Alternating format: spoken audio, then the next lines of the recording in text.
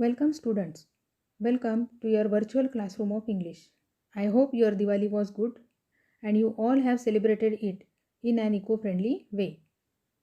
From today we will start studying our English. Today we will take language study from page number 53. But 2.4 putting together a class magazine. The content is given for self study. तुम्ही तो स्वतः अभ्यास करायचा आहे. आपल्या ह्या online क्लाससाठी तो अभ्यासक्रमातून वगळण्यात आलेला आहे. तर फक्त त्याच्यामध्ये जे काही दिलेलं आहे ते तुम्ही तुमचं वाचून समजून घेण्याचा प्रयत्न करा. त्यामध्ये प्रेटी पेपर बर्ड वगैरे तुम्हाला तयार करायचं आहे, म्हणजे थोडंसं कागद काम त्याच्यामध्ये आहे. Now today we will take language study. आता ह्यामध्ये थोडीशी तुमची मागच्या वर्षीची आधी आपण एक रिव्हिजन करून घेऊ. You have seen last year that there are 4 types of sentences: statements, questions, commands, and exclamations. Some sentences contain negative words like not, no, never, and have a negative meaning.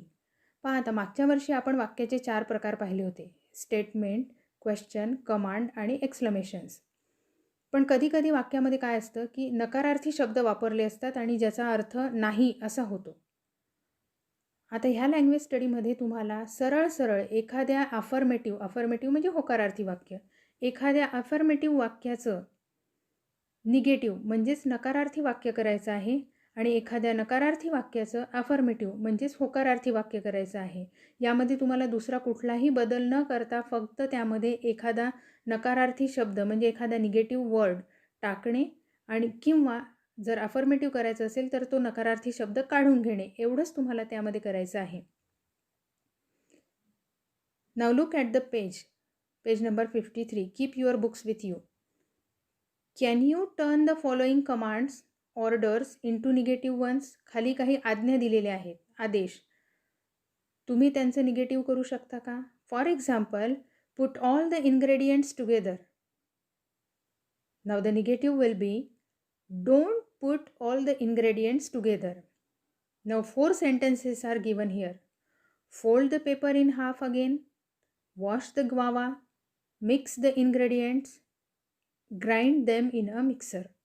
आता हे जे 4 वाक्य दिलेले आहे, वरच्या उदाहरणात दाखवल्याप्रमाणे तुम्हाला ह्या 4ही वाक्यांचा निगेटिव्ह म्हणजेच नकारार्थी वाक्य तयार करायचं आहे. Now the second one, can you turn the following negative statements into positive or affirmative ones? आणि खाली काही नकारार्थी वाक्य दिलेले आहेत, त्या नकारार्थी वाक्यांनाच तुम्हाला अफर्मेटिव्ह म्हणजेच होकारार्थी वाक्यात रूपांतर करायचं आहे.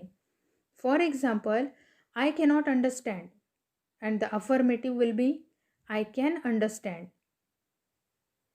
नाव the sentences are given. I do not like that music at my dinner. The other did not know what to do. In bracket use new. आता इथे काय वापरायचं आहे ते तुम्हाला दिलेलं आहे कंसामध्ये. त्या पद्धतीने तुम्ही हे वाक्य तयार करायचं आहे. For example, the other did not know what to do. Now we have to use here knew. The other knew what to do म्हणजे सरळ सरळ याच्यातला डिड नॉट नो काढून टाकला आणि नोच्या ऐवजी V2 म्हणजे second form of verb new या ठिकाणी वापरला. Traveling from China to India was not an easy task.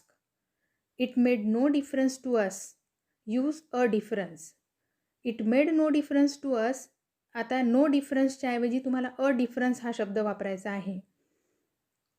It made a difference to us. Never trust a friend who deserts you at a pinch.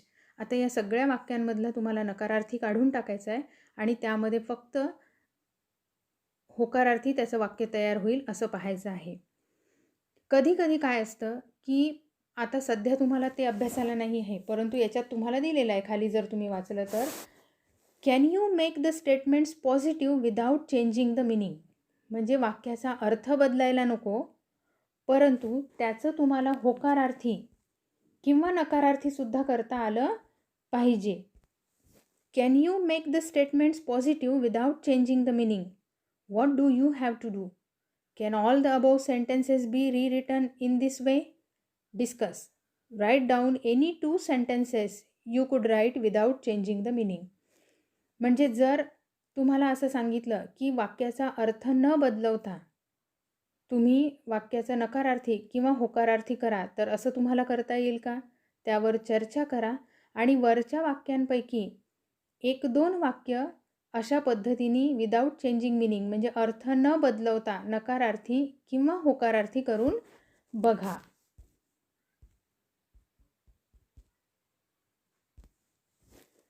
म्हणजेच एक उदाहरण म्हणून आपण यातलंच एक वाक्य घेऊ. For example, travelling from China to India was not an easy task. म्हणजे चीनमधून भारतापर्यंत येणं हे काही खूप सोपं काम नव्हतं, असं हे वाक्य आहे. आता याचा अर्थ आपल्याला बदलवायचा नाही आहे, परंतु याचं आपल्याला अफर्मेटिव्ह वाक्य करायचं आहे. मग याचं वाक्य कसं होईल? Travelling from China to India was a difficult task. म्हणजे अर्थ तोच राहिला, परंतु आपण यातला निगेटिव्ह जो शब्द आहे नॉट, तो काढून टाकला.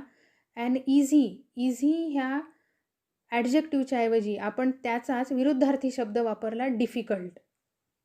Travelling from China to India was a difficult task.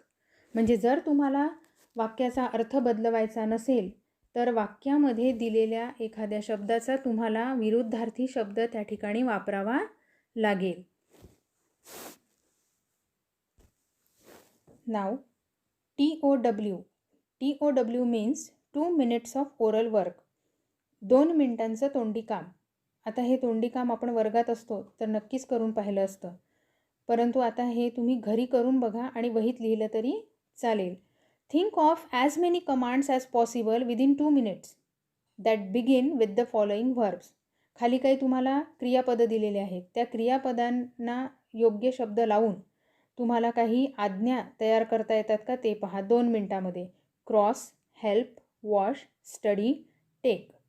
For example, cross the road, help that boy, wash your hands. अशा प्रकारचे काही कमांड्स तुम्ही तयार करू शकता का पहा आणि तशा त्या लिहिण्याचा प्रयत्न करा. Second, 2 minutes of oral work. Think of as many negative words as possible within 2 minutes. For example, no one, none, nobody.